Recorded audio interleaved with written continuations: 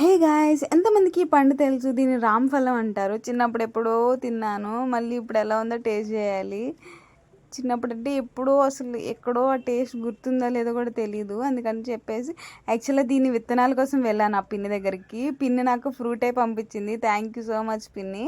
And ఇప్పుడైతే దీన్ని taste చేసేద్దాం. అలాగే దీనికి ఏంటంటే సీడ్స్‌కి మన పన్ను అనేది తగలకూడదంట. తగలకుండా మనం సీడ్స్ తీయాలి. ఎలా అంటే నేను ముందుగానే తీసేద్దాం అనుకుంటున్నా. బాగా పండిందనమాట ఇది ఈ పండు. ఎంతమంది తిన్నారు ఇప్పుడు వరకు ఈ పండుని కామెంట్ చేయండి. మనమైతే ఇప్పుడు ఫస్ట్ సీడ్స్ అయితే తీసేసుకుందాం.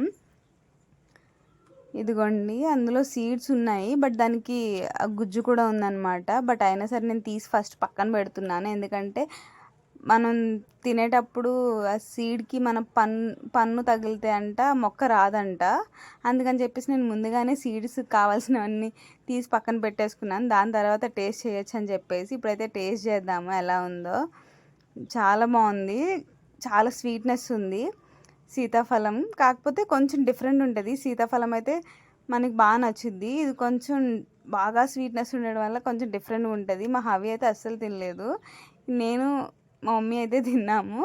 అండ్ టేస్ట్ అయితే చాలా బాగుంది. మీరు ఇప్పటి వరకు ట్రై చేయకపోతే ట్రై చేయండి ఎక్కడైనా దొరికినప్పుడు.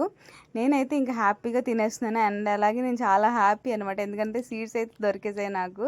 అండ్ ట్రీస్ని అన్నీ నేను మట్టిలో పెట్టినప్పుడు కూడా వీడియో చేస్తాను. దానికోసం అయితే వెయిట్ చేయండి. Thank you for watching.